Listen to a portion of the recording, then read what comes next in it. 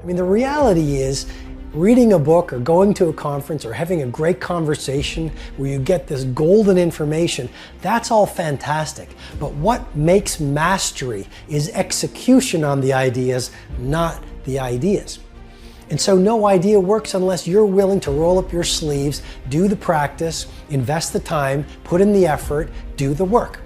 I think we've all observed a lot of people who they love reading the books, they love showing up at the courses, they do all the online training, and nothing ever changes. And they say, well, I don't know why it doesn't change, why my life doesn't change, why my thinking doesn't change, why my performance doesn't change, why my relationships don't change. Well, it's because ideas don't work if you don't execute on them. So if you look at the great business builders, you look at any great performer, one thing that makes them great is their grit. One thing that makes them great is their hunger to practice. One thing that makes them great is they are willing to sacrifice. I mean, yes, they're passionate, but did you know the root of the word passion is suffering? You've got to be willing to suffer for your vision. You've got to be willing to suffer to reach BIW, best in world. You've got to be willing to suffer the ridicule and laughter of your critics and your cynics to get to a place called world class. I think failure is the highway to success, and I know that sounds like a platitude, but society or people teach us, right? They say, oh, if you fail and feel uncomfortable, you've done something wrong. And what I try to do in all of my books and my presentations and my tweets is you cannot get to the mountaintop without taking a few missteps. And so a business that wants to win, you have to outfail your competition. And as human beings, failure is not a bad thing. Ask yourself, what's the opportunity from the failure, and get in it again, because when you get to the last hour of your last day, it will not be the failures you regret, it'll be all the risks you didn't take. Small wins matter.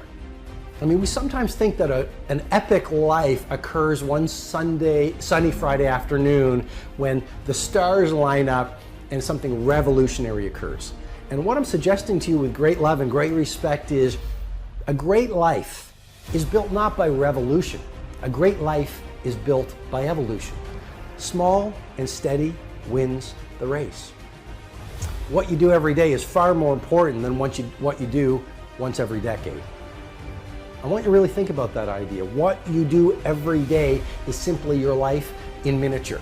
And as you live every single day, so you're crafting your life. What you do over the next hours is really building your future. And if you can just get, and I can just get every single pocket of 24 hours right as best as we humanly can, the rest of our life is going to take care of itself. So small wins matter. The moment in front of the customer where the pull was to go average and you become merchant of wow sets you up for the next day of a way of being of wow. The little win with your family when you feel like watching TV sets you up for another win the next day. A little win of getting up at 5 o'clock and running your morning routine sets you up for a habit of a 5 a.m. club morning routine. Small daily improvements over time will lead you to stunning results. Tiny wins are the way to greatness. And that's one of the things life has taught me. When you look at the great companies, whether it's an Amazon, whether it's some of the tech startups coming out right now, whether it's a Zappos, whether it's a FedEx, whether it's a Nike, whether it's a General Electric, whether it's some of the little shops in your neighborhood that we really admire because people still cook the food with love, or they serve the food with love, or people have an attention to detail. Great companies are built by those small, steady optimizations every single day. If you look at any great product, it wasn't just one day that built the great product. It was a culture and a mindset of daily innovation and optimization when done consistently over time, which led to world class. Even relationships. A great relationship, it's all about those small daily wins when done consistently leads to a lifetime of love. I was walking in the woods last week and there was an elderly couple walking in front of me, and they really stood out because they were moving fast, and they were also they had these ski poles, and so This is the autumn in my hometown, and they were walking with these ski poles, and so I sort of joked as I walked by them because pretty much only the three of us in this deep forest, and I said, "You're missing the snow." And they sort of laughed, and we actually walked for about half an hour. And we started going pretty deep. And they said to me, "We've been married 52 years. And I said, 52 years, what's your secret? And the woman says, "Well, I've had to put up with a lot," which made me laugh. And then it was all about the little, small, daily things they did to foster a lifetime of love.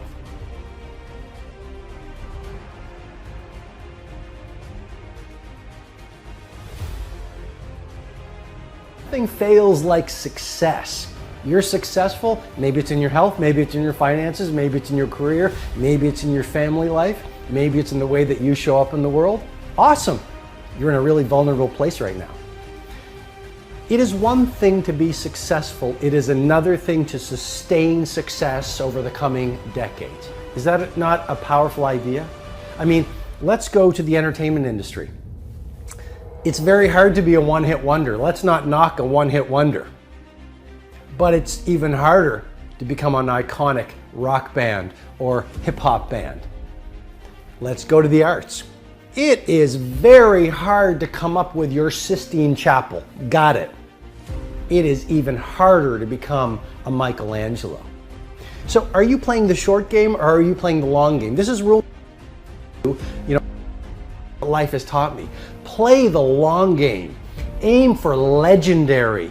Don't just say, "I want to be world class in my dominant pursuit for a little window of time." Say, "I want to have the guts and the grit and the acumen and the mindset and the capability and the commitment to create enduring success." And that's why I say nothing fails like success.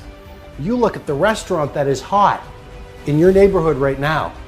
They're on the path to obsolescence if they're not really careful. Sure, they went from a little neighborhood shop that made beautiful pasta, that had great service, that had the owner on the floor, shaking your hand, getting to know your name. Then they got written up in the magazines, and then they got interviewed, and then word of mouth spread like wildfire. And what happened? They became arrogant. You see, success can be so toxic. And it happens, it is such a pull on every human being. It just plays with your mind. And you literally shift from humility to arrogance. You shift from humility to arrogance. And once the arrogance sets in a mindset, it starts to populate every other person on the team, every other person in the culture, every other person in the community. And it is a very short fall from success to irrelevance. So lesson number 2 is nothing fails like success. As you become more successful, become more humble.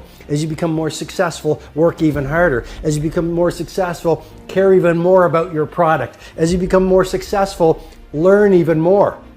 I invite you, when you are the titan of your industry, be sitting in the room with 18-year-olds beginning their game. When you are the icon of your field, be the person who is up not at 5 o'clock anymore. Let's play at 4 o'clock, reading, listening to the podcast, writing in your journals, setting your goals, focusing on your intentions. As you become more successful, be more humble. As you become more successful, be even more punctual. As you become more successful, become even more passionate. As you become older, become even younger. Yesterday I was walking on the street and I met this man in his 80s. He said, "Robin, I finally retired." He's probably close to 90. And he is a legendary clothier in the country that I live in. And he just retired. And he started his shop, which is now an empire, in 1954. So I don't know what that is, but that is decades and decades and decades and decades. And he did not want to retire. He just retired, but he is still on fire to do amazing things. Age is just a number. Do not let an old person into your body. Nothing fails like success.